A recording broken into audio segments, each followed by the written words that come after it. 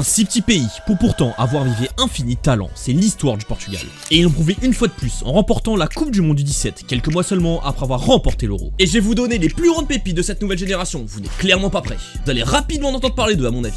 On commence avec mon petit préféré, Mauro Furtado. C'est un défenseur central qui a un profil très unique. C'est une brute physique, mais c'est même pas là où il impressionne le plus, mais c'est techniquement et dans la maturité.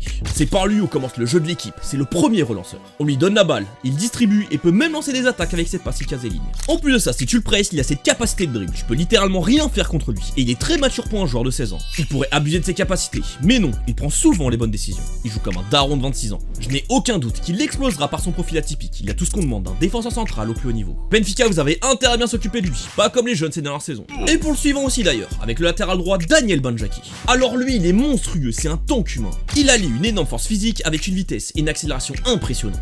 Et il est en plus très ami avec le ballon, notamment cette capacité de dribble en 1 contre 1, que ce soit pour casser le pressing ou déborder. Mais en plus de ça, il a un très bon QI foot, il prend souvent les bonnes décisions. Ce qui peut être un des défauts des joueurs qui s'appuient trop sur leur force physique, comme Nuno Tavares par exemple. C'est peut-être le joueur qui a le plus de capacité pour exploser au plus haut niveau, il me fait beaucoup penser à Nuno Mendes.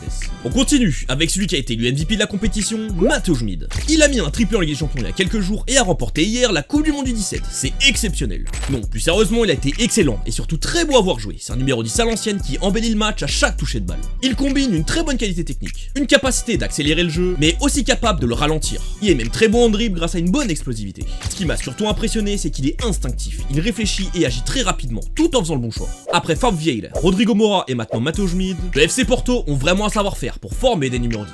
Et pour finir, on retourne à Benfica avec le capitaine Rafael Quintes. C'est un numéro 6 élégant, mais tout de même très bon sans ballon grâce à sa très bonne lecture du jeu. C'est un mix entre Jean Neves et Vitinha, on va dire. Absolument tout passe par lui, il distribue, il oriente, il accélère ou casse le rythme. Sort facilement du pressing par le dribble ou la passe et récupère un nombre incalculable de ballons. Il est le pilier central de cette équipe, tout passe par lui. C'est tout simplement un surdoué, Benfica doit absolument bien le gérer, on ne doit pas avoir peur de lancer ces profils là. Il a en plus le profil idéal de ce qu'a besoin Benfica au milieu. Mais bon, en connaissant l'incompétence des dirigeants et de l'entraîneur, on sait déjà qu'il n'y a aucun plan. Mais bref, je pourrais aussi en citer d'autres qui ont été très prometteurs, comme Bernardo Lima, Duarte Cunha ou Anísio Cabral, le meilleur buteur de la compétition. Mais ce qui m'a surtout sauté aux yeux, c'est la maturité dans le jeu de cette équipe. Ils jouent comme des professionnels, je vous le dis, on n'a clairement pas fini d'entendre parler d'eux. Lâche un like et abonne-toi pour plus de vidéos foot.